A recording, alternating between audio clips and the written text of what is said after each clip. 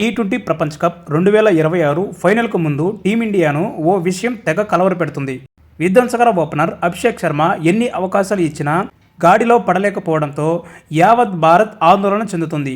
ఈ టోర్నీలో వరుసగా 3 మ్యాచ్ల్లో డకౌట్ అయిన అతను సౌతాఫ్రికా, వెస్టిండీస్, ఇంగ్లాండ్తో జరిగిన కీలక సమరాల్లోనూ చేతులెత్తేశాడు. టోర్నీ మొత్తంలో జింబాబ్వే మ్యాచ్ మినహాయించి ఒక్క మ్యాచ్లో కూడా కనీస ప్రదర్శన చేయలేకపోయాడు. మొత్తంగా 7 ఇన్నింగ్స్లో 12.71 సగటున 89 పరుగులు మాత్రమే చేశాడు. వరుస వైఫల్యాల నేపథ్యంలో మార్చి 8న న్యూజిలాండ్తో జరగబోయే ఫైనల్ మ్యాచ్లో అభిషేక్ను ఆడించాలా వద్దా అన్న చర్చ భారత క్రికెట్ సర్కిల్స్లో జోరుగా సాగుతుంది.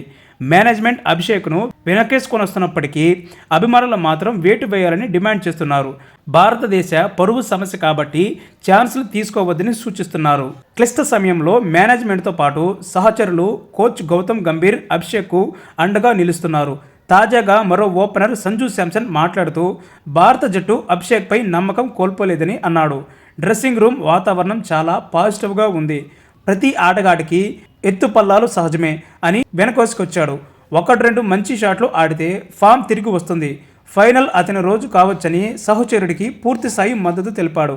వాస్తవానికి అభిషేక్ వరుస వైఫల్యాలకు అతనిపై ఉన్న అధిక అంచనాలే కారణమని నిపుణులు అంటున్నారు. ఒత్తిడి అధికం కావడం వల్ల అభిషేక్ తడబడుతున్నాడని అభిప్రాయపడుతున్నారు. అతనికి ఫ్రీ హ్యాండ్ ఇస్తే సత్ఫలితాలు రావచ్చని అంటున్నారు. అమెరికాపై 0, పాకిస్తాన్పై 0, నెదర్లాండ్స్పై 0, సౌత్ ఆఫ్రికా 15, జింబాబ్వేపై 55, వెస్టిండీస్పై 10, ఇంగ్లాండ్పై 9. ఇవన్నీ టీ20 వరల్డ్ కప్లో అభిషేక్ శర్మ చేసిన పరుగులు రాబట్టేందుకు కష్టపడుతున్న మాట కూడా వాస్తవమే అయినప్పటికీ ఒక్కసారి లైన్లోకి వచ్చాడంటే అతన్ని ఆపడం కష్టమే అంటున్నారు. ఆ స్పిన్ను ఎదుర్కొనడంలో లోపాలు సర్దుకుంటే రాణించగలనని అంచనా వేస్తున్నారు.